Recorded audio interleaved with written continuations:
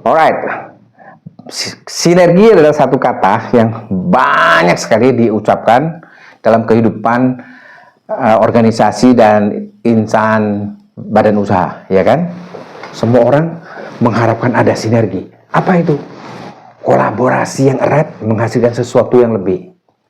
Nah, untuk itu banyak sekali perusahaan juga organisasi lain melakukan yang namanya team building, outing, ya, supaya menghasilkan sinergi. Pertanyaan saya, apakah outing, team building menghasilkan sinergi yang berujung pada perbaikan lompatan kinerja?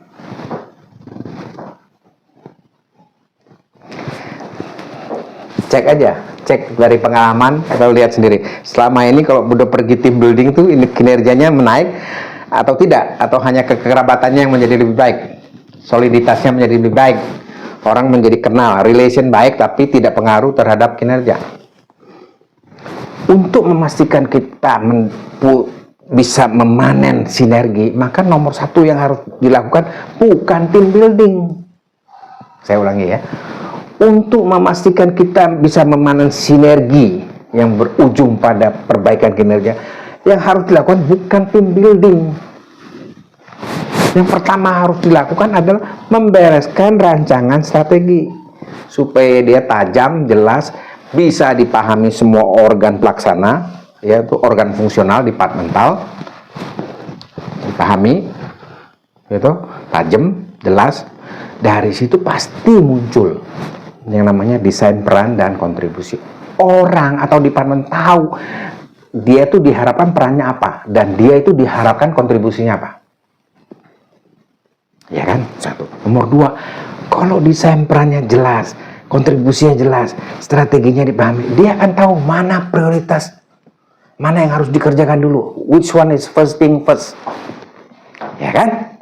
Nah, kalau itu yang terjadi, dia akan menumpahkan resource-nya, pengalamannya, kemampuan tekniknya, kemampuan leadership manajerialnya, network-nya ke kanal itu. Begitu juga departemen lain, semua akan ke kanal situ. Apa yang terjadi? Terjadilah yang namanya mobilisasi sumber daya lintas departemen ke kanal yang sama. Ini namanya terjadi aliran energi konvergenik. Nah, kalau itu yang terjadi, daya terobosannya besar. Masalah apapun perusahaan bisa pecahkan. Strateginya akan menjadi very powerful untuk mencapai tujuan. Memang itu fungsinya strategi kan. Nah, kalau itu sudah jelas, yaitu mobilisasi sumber daya terjadi menuju kanal yang konvergenik, baru kita lakukan team building.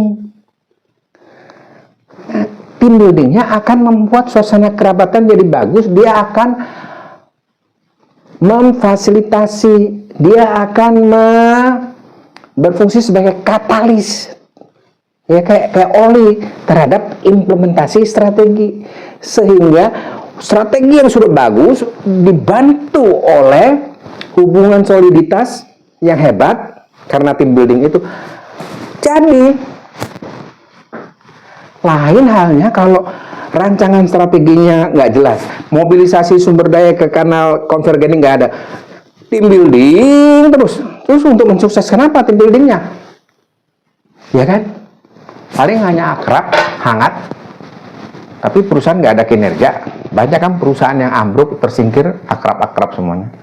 Bukan salah atau tidak baik untuk akrab dan melakukan team building. No. Team building is very powerful tool. Cuma kita harus tahu mana yang primer, mana yang sekunder. Kalau desain energi, desain strategi udah jelas, desain peran dan kontribusi udah jelas, orang tahu mana priority, first thing first, orang tahu bagaimana berkolaborasi, sama-sama maju, sinerginya tercapai. Nah, team buildingnya untuk mensukseskan itu. Kalau itu yang terjadi, team building bukan formalitas, tapi menjadi powerful tool untuk mensukseskan strategi. Kinerjanya akan berbeda, sehingga semua investasi waktu, mungkin hotel, mungkin keluar kota, untuk team building itu akan ada payoff-nya, akan terbayarkan karena orang lihat, oh nggak sia-sia, kinerjanya berubah. Oke? Saya Hendrik Lim.